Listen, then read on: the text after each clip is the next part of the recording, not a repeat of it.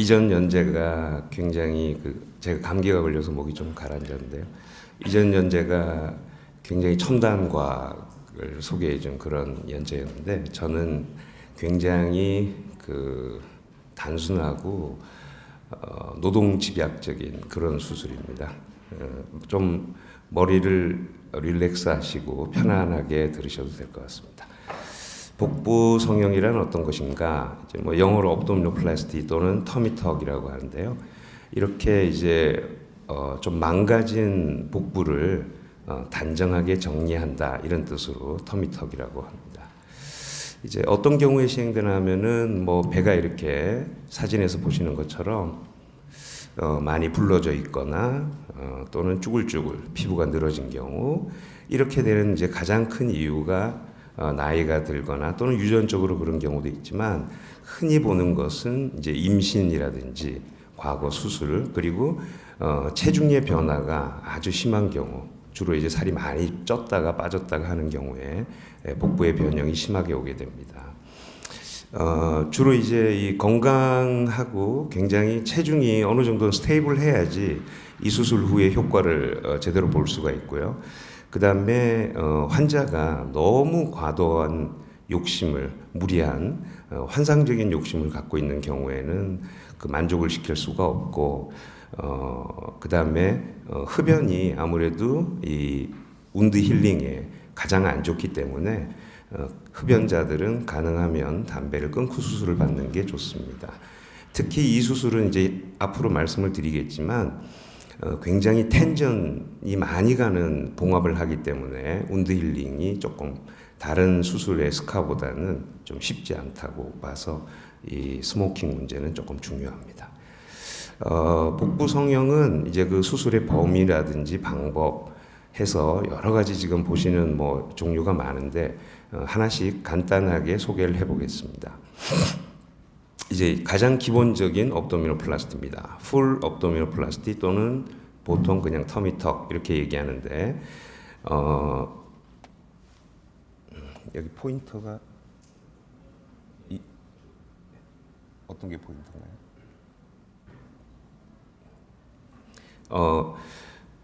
그 짐피스 퓨비스 상부 2cm 정도부터 절개를 해가지고 배꼽까지의 늘어진 피부를 다 제거하게 되고요. 그 다음에 이제 임신이라든지 또는 살이 많이 찌고 이런 경우에는 복직근 이계라고 이렇게 복직근, 렉투스 업도미니스 머슬이 이렇게 벌어지는 경우는 이것까지 봉합을 하고요. 그 다음에 피부가 아래로 많이 당겨지기 때문에 배꼽을 새로 만들어주는 이런 수술이 이제 기본적인 복부 성형입니다. 미니 복부 성형술, 미니 업도미노플라스티는 배꼽의 상부, 그림에서 보시는 것처럼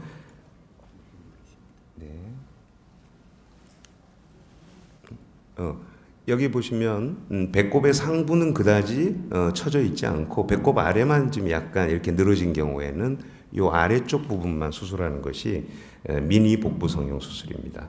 배꼽을 건드리지 않는다는 것이 일반적인 복부 성형과 다른 점입니다. 그 다음에 리버스 업도미노플라스티라고 잘 시행은 되지 않는데 이제 이 수술은 언제 하나 하면 지금 이분처럼 이분은 이제 여기 보면 썩은 만마리에 마스토펙시 과거 수술 때문에 스카가 있는 분입니다. 이 밑에 그 스카를 이용해서 거꾸로 위로 당긴다고 리버스 업도미노플라스티라고 하고요. 그 다음에는 판니큘렉톰이라는 것은 코스메틱한 효과보다는 지금 사진에 보시는 것처럼 복부에 늘어진 피부가 너무 무거워서 이분은 거의 기능에도 장애가 있을 정도로 허리도 많이 아프고 그 밑에 피부에 습진 같은 것도 많이 오고 이래서 그냥 그것만 해결하기 위해서 하는 수술입니다. 이제 이런 경우는 배꼽이 없어지는 경우가 대부분입니다. 그 다음에 플러들리 업도미노플라스티 또는 T 업도미노플라스티라고 하는 것은 플러들리가 이제 붓꽃 모양으로 복부 피부 남는 것을 절개하고 봉합하게 되는데요. 이제 이거는 상하 쪽으로만 피부를 절개해서 횡적인 스카를 남기는 거로는 이 좌우에 피부 남는 게 너무 많아서 부족한 경우는 다시 한번 가운데 쪽으로 모아줘서 이 가운데 미드라인 쪽에도 스카가 남게 됩니다. 그러니까 결과적으로 이렇게 보면은 T자를 거꾸로 해놓은 것 같은 저쪽 사진 보면 T자를 거꾸로 해놓은 것 같은 이런 게 남게 되죠, 스카가. 그래서 T 업도미노플라스티라고도 하고요. 그 다음에 이 수술도 상당히 많이 시행되는데 서컴프렌셜 업도미노플라스티는 복부의 전면만 해결하는 것이 아니라 옆구리하고 등 쪽, 즉 이제 엉덩이죠, 까지 전체를 돌아가면서 다 남는 피부를 제거하고 타이트하게 해주는 수술입니다. 다른 말로는 벨트 라이펙토미 또는 로어 바디 리프트라고도 하고요. 결과적으로 수술 상처는 몸통에 360도가 뺑 돌아가면서 스카가 다 남게 되겠습니다. 이제 플로들리 그 붓꽃 모양의 T자 모양의 수술을 하는 것과 서컴프렌셜을 합치는 경우도 가끔은 있습니다. 그럼 이 많은 여러 가지 수술 방법 중에 선택은 어떻게 하느냐? 이제 복부 변형이 어느 부위에 어느 정도 심한가에 따라서 수술 방법을 선택을 하게 되겠고요. 그 다음에 이것은 코스메틱한 면이 거의 대부분이기 때문에 가장 또 중요한 것이 환자의 기대 수준입니다. 의사가 제가 보기에는 돌아가면서 스카를 많이 남기더라도 엉덩이라든지 뒤쪽 러브 핸들이라든지 이런 것까지 말끔하게 해결을 하면 결과가 더 좋을 것 같지만, 환자가 난 그건 필요 없고 앞에 아주 흉한 것만 없애고 싶다 이러면 그쪽에 맞춰서 수술을 하는 것이고요. 또는 제가 봐서 아니 이걸 스카를 내가면서까지 꼭 수술을 해야 되나 싶은데도 환자가 본인은 강력하게 나는 스카를 받아들이고 대신 매끈한 라인을 원한다 이러면 또 수술을 할 수도 있습니다. 그 다음에 경제적인 문제, 워낙에 노동집약적인 수술이기 때문에 예를 들어서 그 서컴프렌셜 업도미노플라스티 아까 보신 그 360도 뺑 돌아가면서 다 하는 수술은 수술 시간만 해도 한 7시간, 8시간이 걸립니다. 그렇기 때문에 비용도 거기에 맞게 올라가게 될 테니까 비용 문제도 있고요. 그 다음에 과거에 이분이 어떤 수술을 받았었느냐에 따라서 그 스카를 어떻게 처리할 거냐, 그걸 어떻게 없앨 거냐, 이용할 거냐, 그래서 과거의 수술도 수술 방법의 선택의 고려사항입니다. 그 다음에 보통 대부분의 직장인들이 직장에서 휴가를 길게 내지 못하기 때문에 회복 기간을 고려해서 수술 방법을 환자분에게 권하는 것도 필요하다고 봅니다. 이제 환자분을 처음 만나서 상담할 때는 가장 중요한 게 환자의 기대, 먼저 그게 가장 중요하고요. 그 다음에 몸 상태에 따른 수술법을 의사가 소개를 하게 되겠고, 그 다음에 체중 변화가 어땠고, 지금 현재 영양 상태라든지 기타 등등 일반적 수술 전 스크리닝을 하게 됩니다. 그 다음에 이제 피지컬 이그잼은 처음에는 환자분을 눕혀놓고 허니아 탈장이 있는지 또는 이전에 그 임신 출산으로 인한 복직근 이계 다이아스테시스 렉티가 있는지 또는 움빌리칼 허니아 배꼽 탈장이 있는지 이런 것들을 주로 복벽의 상태를 체크하게 되고요. 그 다음에 이제 환자분을 세워서 피부가 얼마나 밑으로 처지는지, 지방은 얼마나 많은지. 왜? 지방이 굉장히 많은 경우는 이 수술을 하면서 라이포석션, 지방 흡입을 컴바인하기도 합니다. 필요한 부위에는. 그렇기 때문에 지방이 어느 정도 많은지, 튼살은 있는지 이런 것들을 하게 되고요. 그 다음에 이제 핀치 테스트라고 하는 것은 이런 식으로 남는 피부를 손으로 잡아봐서 어느 정도가 제거되어야 할 것인가, 그런 것들을 확인하는 정도입니다. 그 다음에 이건 뭐 아까 말씀드린 그 내용과 비슷하고요. 그 다음에 이제 요것도 이제 미니 복부 성형 수술은 그냥 복부 성형 수술보다 상당히 간단하고 수술 시간도 짧기 때문에 누구나 쉽게 접근할 수 있는 건데요. 그냥 배꼽 위쪽은 건드리지 않고 배꼽 아래쪽만 해결하는 수술이다 이렇게 생각하시면 되고, 주로 임신 출산으로 인해서 복부가 처진 경우에는 미니 복부 성형만으로도 좋은 효과를 보는 경우가 있습니다. 그럼 컨트라 인디케이션은 어떤 게 있느냐? 수술을 못할 정도로 환자의 제너럴 컨디션이 안 좋으면 당연히 못할 거고요. 그리고 나중에 제가 또 조금 말씀드리겠지만 가까운 미래에 임신을 할 가능성이 있다. 그러면 임신으로 인해서 다시 복벽이 흐트러질 수 있기 때문에 1년 이내에 임신 계획이 있는 분들은 출산 후로 수술을 미루는 게 좋겠습니다. 그다음에 너무 과도하게 살이 많이 찐 경우라든지, 그리고 아까 말씀드린 환자가 비현실적인 너무나 환상적인 기대를 갖고 있는 경우는 피하는 게 좋고요. 기본적인 복부 성형 방법에 대해서 한번 단계별로 소개를 해드리겠습니다. 여러 가지 단계를 복잡하게 써놨지만 실제로 보면 간단합니다. 이제 가장 먼저 할 일이 디자인인데요. 디자인은 환자의 미드라인을 정확하게 선을 그어놓는 게 좋습니다. 왜냐하면 나중에 배꼽을 몸의 한가운데에다가 다시 딱 만들어 주려면은 미드라인이 굉장히 중요하고요. 그 다음은 아래쪽 인시전 라인을 어디다가 만들어서 시작할 것인가. 그에 따라서 최종 스카의 위치가 결정이 됩니다. 이 아래쪽 인시전 라인은 이게 이제 수영복이나 여성의 그 네이, 이너웨어의 유행하고 이 디자인이 같이 갑니다. 즉, 한 60년대에 비키니가 이렇게 굉장히 허리 위쪽으로 올라가는, 그랬을 때는 이 인시전도 따라서 V자를 따라갔고요. 근데 최근에는 다들 이렇게 골반에다 딱 걸치는 이렇게 높이가 낮아지는 속옷이나 수영복을 입습니다. 그러면 인시전도 거기에 맞춰서 해주는 게 좋습니다. 그래야지 수영복을 입었을 때 스카가 눈앞 밖으로 안 나오니까요. 그 다음에는 환자를 옆으로 해서 늘어진 피부가 끝이 어디인지, 그래야지 이제 이게 서 있을 때랑 누워 있을 때가 약간 다르기 때문에 서서 이런 것들을 체크하는 게 좋습니다. 그 다음에 마취는 기본적으로 복부 성형은 전신 마취가 기본이고, 가끔 미니 복부 성형을 할 때는 굳이 전신 마취하지 않고 세데이션이라든지 로컬을 컴바인해서 하는 경우도 있지만, 기본적인 복부 성형은 전신 마취가 필수라고 보시면 되겠습니다. 그 다음은 환자는 이제 수파인 자세로 눕혀서 하게 되는데, 아까 말씀드린 서컴프렌셜 업도미노플라스티, 즉 엉덩이까지 해결을 하는 경우는 수파인에서 전신 마취를 한 상태에서 환자를 거꾸로 프로온으로 돌려 눕히고, 그런 경우는 이제 체스트 바를 받치게 되겠죠. 그리고 나서 엉덩이 쪽 뒤쪽을 수술을 먼저 합니다.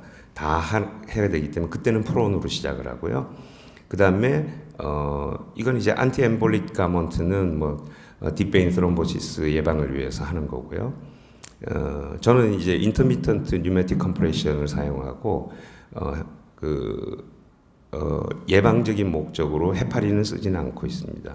그 다음에 폴리 카테터는 수술 시간을 고려해서 필요한 경우에는 폴리를 하고 수술을 합니다. 그 다음에 이제 수술 전에 디자인을 해놓은 걸 따라서 아래쪽으로 인시전을 가하고 다이섹션을 시작을 하는데, 스킨 그 밑에 서브큐 팻까지를 아래쪽 복벽, 즉 업도미널 머슬로부터 분리를 해서 위쪽으로 쭉 박리를 해서 배꼽까지 올라가게 됩니다. 그래서 올라가다 보면 배꼽을 만나게 되는데, 여기서 배꼽을 자르면 의료사고이기 때문에 배꼽을 자르지 않고 배꼽까지 딱 가서 지금 보시는 것처럼 여기 이렇게 본인의 배꼽을 오려서 남겨두게 됩니다. 그걸 이제 배꼽을 하베스트 한다고 하고요. 그 다음에는 필드가 계속 이 아래쪽에서 인시전을 가하고 위쪽으로 올라가다 보면 점점점 굴을 파고 들어가는 거나 마찬가지이기 때문에 필드가 잘 안 나오게 됩니다. 그래서 이렇게 지금 밑에 보시는 것처럼 저런 식으로 여기 붙었던 걸 쭉 가르고 들어가면 이 시야가 더 넓어지니까 저렇게 배꼽까지 하고요. 그 위로도 이 코스탈 마진까지 다이섹션을 해서 전체 복벽을 다 노출을 하게 됩니다.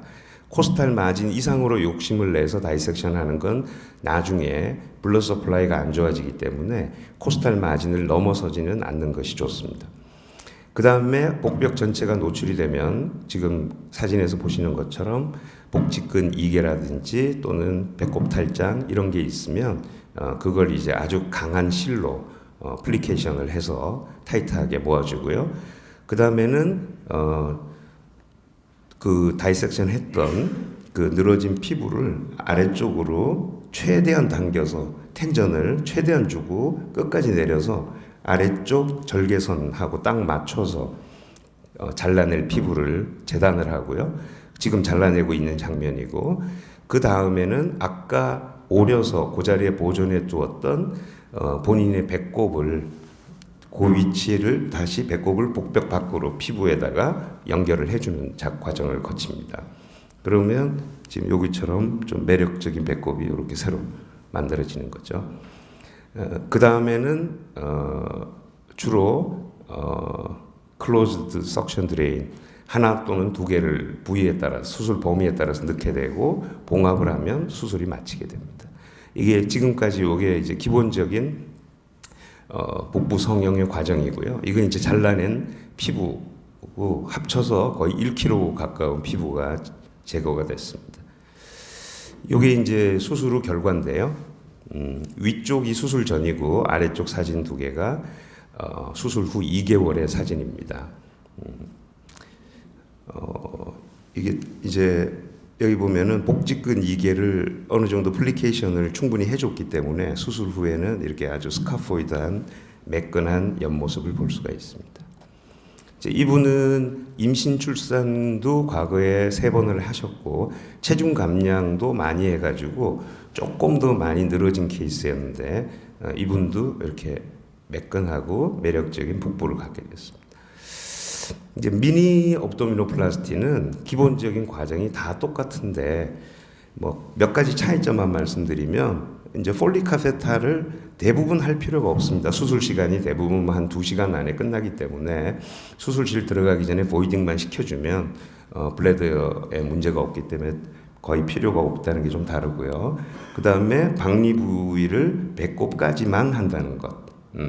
그 다음에 드레인도 다이섹션하는 부위가 많지 않은 경우는 드레인 없이 클로즈하는 경우도 있습니다. 그거가 차이점이고요.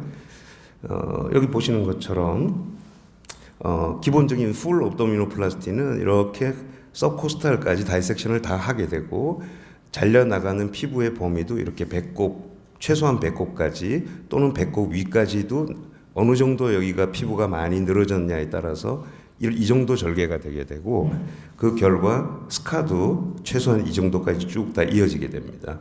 근데 이제 미니의 경우는 다이섹션 범위도 배꼽 정도까지만 하게 되고 이 그림은 뭐 굉장히 적긴 한데 한 요 정도 이렇게 피부에 제거가 되는 부위도 적게 되겠습니다. 합병증으로는 뭐 이건 이제 교과서에 있는 합병증을 제가 정리를 한 건데 특별히 그렇게 우려하실 필요는 없고요. 특히 그 백인들은 코카시안들은 DVT가 워낙에 많기 때문에 이렇게 강조를 하고 하지만 그다지 한국에서는 크게 염려는 하지 않으셔도 되고 헤마토마는 제가 지금까지 수술을 업도미노플라스티만 한 300여 케이스를 하면서 블리딩 때문에 고생한 적이 한 번 딱 트랜스퓨전도 한 적이 있습니다. 근데 대부분은 드레인으로 블리딩을 좀 하는 것 같다 그러면 복대를 세게 조이면 대부분 컨트롤이 됩니다. 그래서 크게 염려하지 않으셔도 되고요. 그 다음에는 이제 시로마, 교과서에는 most common이라고 돼 있는데 드레인을 제대로 넣어주면 그리고 드레인 제거 시기를 충분히 봐서 뭐 하루에 한 25cc 내지 35cc 이하 그리고 색깔이 시러스하다. 그 정도 판단이 돼서 뽑게 되면 시로마는 거의 없는 것 같습니다. 오히려 걱정을 해야 되는 게 이 스킨 네크로시스인데요. 이건 뭔가 하면 의사가 너무 의욕적으로 환자를 매끈하게 해주기 위해서 최대한으로 피부를 제거하다 보면 이 텐전이 너무 심하게 가서 블러드 서플라이가 안 좋아서 네크로시스가 오는 경우가 있습니다. 제가 복부에서는 이런 경험을 한 적이 한 번도 없었는데 엉덩이 쪽에서 한번 그래서 그분을 한 4개월 정도를 입원과 통원을 반복하면서 해결한 적이 있는데 그 이유가 텐전이 너무 많이 가서 블러드 서플라이가 안 좋아진 거니까 그게 오히려 더 주의할 점인 것 같고요. 뭐 나중에는 뭐 이게 큰 문제는 되지는 않는 것 같습니다. 그 다음에 복부 성형술 직후에 다시 임신을 하게 되면 수술한 효과가 많이 이렇게 반감이 되겠죠. 뭐 그리고 아까 그 복직근 이개 같은 파시아를 플라이케이션을 잘 해놔도 그게 다시 터질 수가 있습니다. 힐링되기 전에 배가 불러지면. 그래서 그리고 스카 와이드닝 같은 것도 올 수가 있고요. 그리고 그 머슬 플리케이션을 굉장히 타이트하게 의욕적으로 잘 해놨기 때문에 갑자기 배가 불러지는 경우 유테라인 컴프레션이라든지 내부 다른 장기에도 영향을 줄 수 있어서 그래서 복부 성형 수술 1년 이내에 임신하는 거는 렐러티브 컨트라인디케이션이다 이렇게 하시면 되겠고요. 그다음 몇 가지 사례를 보여드리면 이분은 이런 몸으로 저를 찾아오셨었어요. 60대 후반의 여성분인데 이게 그 옛날에 젊었을 때 제왕절개 수술 자국이고 워낙에 복부에 지방이 많아가지고 이거 자기 어떻게 좀 매끈하게 할 수 없느냐 하고 와서 제가 이렇게 해드렸는데요. 이건 이제 단순한 복부 성형 수술만 한 게 아니라 이 상복부와 옆구리 전체를 지방 흡입을 엄청난 양을 했습니다. 그리고 지방 흡입을 다 마친 후에 이제 복부 성형을 해가지고 이렇게 변화는 드라마틱하죠. 네. 그다음에 이분은 미국 여자분인데 과거에 복부 성형을 한번 하고 오신 분인데 다시 살도 찌고 뭐 이러면서 또 스카 자체도 안 이쁘고 이래가지고 재수술을 한 케이스고요. 이분은 쌍둥이 임신 출산을 딱 한 번 했는데 복부가 저렇게 변형이 됐습니다. 옆에서 보면 이렇게 즉 다이아스테시스 렉티 복직근 이개가 굉장히 심한 케이스였는데요. 수술 후에 아주 드라마틱한 변화를 볼 수가 있습니다. 이분은 남자분으로 체중 감량을 한 60kg를 한 분이라 이분은 복부도 쭈글쭈글하지만 가슴이 이렇게 옆구리까지 해서 다 처졌던 경우인데요. 이런 경우 여기를 다 제거를 다 했고 그 다음에 니플 아레오라 컴플렉스가 날아가니까 이걸 미리 떼서 여기다 프리그라프트를 한 케이스입니다. 그리고 복부 성형하고 뒤쪽 엉덩이까지 로우 바디 리프트죠. 벨트 라이펙토미까지 받은 분이고요. 복부 전면에서 보면 엄청난 변화가 있는 걸 알 수가 있습니다. 이분은 출산으로 인해서 처진 분 수술 케이스고요. 옆모습이고 이분은 과거에 앞에 퍼포레이션으로 이런 프리비어스 스카가 있었습니다. 이제 이런 분들은 수술을 여기에 아무리 큰 상처가 이렇게 남더라도 두려움 없이 바로 받아들이고 결국 이렇게 매끈하게 됐는데 요 드레인이 있던 요 스카는 없애지 못했고 요 스카는 한 요 정도 위치에 그대로 남아 있습니다. 이분은 여성인데 위밴드 수술을 하고 체중 감량을 한 55kg 정도 한 28세 여성이었는데요. 벨트 라이펙토미 후에 이렇게 매끈한 복부를 갖게 됐습니다. 이분은 이제 감량 폭이 컸기 때문에 복부뿐만 아니라 가슴, 팔, 옆구리, 엉덩이도 다 쭈글쭈글해서 전신을 한꺼번에 다 수술을 했고 한 15시간 걸쳐가지고 했죠. 이분은 엉덩이가 처지고 저렇게 뒤에 주름이 가는 게 컴플렉스라 저걸 어떻게 해결해달라고 오셔서 이분은 앞쪽 복부는 건드리지 않고 엉덩이만 힙업만 한 케이스입니다.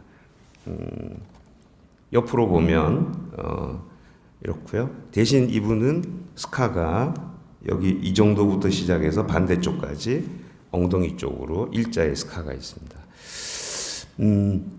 요점은 복부 성형을 할 때 제가 이제 하면서 또 다른 곳에서 수술 받고 결과 별로 안 좋아서 불만이 있어서 오는 분들을 보면 이 키포인트는 3가지로 요약을 할 수 있을 것 같습니다. 하나는 얼마나 타이트하게 당겨서 수술 후에는 루즈한 게 거의 없게 해주느냐. 그 다음 두 번째는 배꼽을 정중앙에 그리고 일리아 크레스트 레벨이라고 하는데요. 거기에 원래 있던 자리에 그대로 복원을 제대로 할 수 있느냐. 그 다음 스카를 속옷 라인 안으로 얼마나 잘 숨기느냐. 이게 키포인트인 것 같고요. 제가 원래는 아까 좌장님께서 말씀하셨지만 저는 일반외과 복강경 수술을 전문으로 하던 사람입니다. 그래서 실제로 저는 그 위밴드, 위절제를 주로 하는 사람인데 이 바디 컨투어링 또 오늘 강의 내용 복부 성형을 배우게 된 계기가 살을 많이 빼고 나서도 환자분들이 그렇게 행복해하지 않습니다. 늘어진 피부 때문에 또 다른 고민이 하나 더 생기고요. 그래서 그분들을 어떻게 해결하려고 제 친구들, 성형외과 친구들에게 또는 선후배들에게 의뢰를 해버리려고 하니까 별로 관심이 없어요. 왜냐하면 대부분 얼굴과 가슴 정도의 수술로 일이 넘쳐나는 사람들이기 때문에 이 수술은 굉장히 힘이 많이 들고 시간도 오래 걸립니다. 그래서 제가 서칭을 좀 해보다가 내가 한번 배워볼까 그러고 2007년도에 미국에 가서 한 일주일 정도 있으면서 답사를 하고 해볼 만한 수술이다 그래서 2009년에 1년간 지금 강정호가 있는 피츠버그 대학병원에 1년 연수를 가서 배워왔고요. 이제 저희 병원 간단하게만 소개를 해드리면 저는 이제 위밴드 수술을 현재는 한국에서 제일 많이 하고 있는 의사입니다. 지금까지 밴드를 수술을 하고 그냥 밴드만 이렇게 넣는 게 아니고 이 슬리피지 즉 프롤랩스를 막기 위해서 게스트로게스트릭 수처라 그래서 여기 밑에 있는 위를 밴드 상부에다 이렇게 고정해서 밴드를 임브리케이션 시키는 방법이 지금까지는 스탠다드였는데요.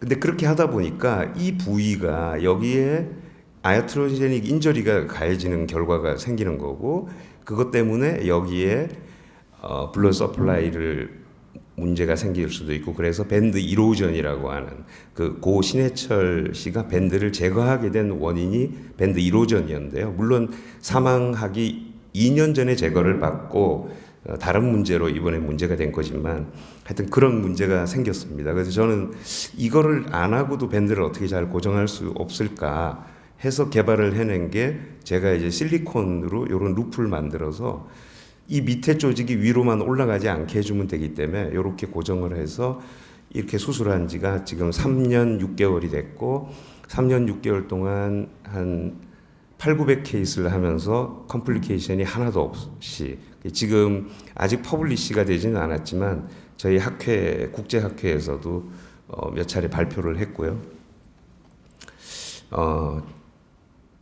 2년 전에 한국 특허가 나왔습니다. 그리고 현재 미국하고 호주에 특허 출원을 해놓은 상태고요.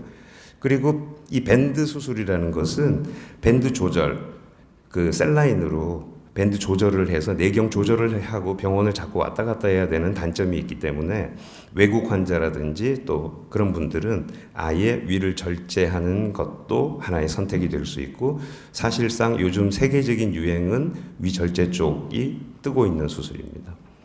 감량 사례를 보면 뭐 7개월 만에 이렇게 110kg였던 분이 77kg로 또 1년 만에 40kg 가까운 이런 감량을 또 193kg인 여성이었는데 이분은 그 TV 방송에도 한번 나왔던 그 기어다니던 분이었는데요.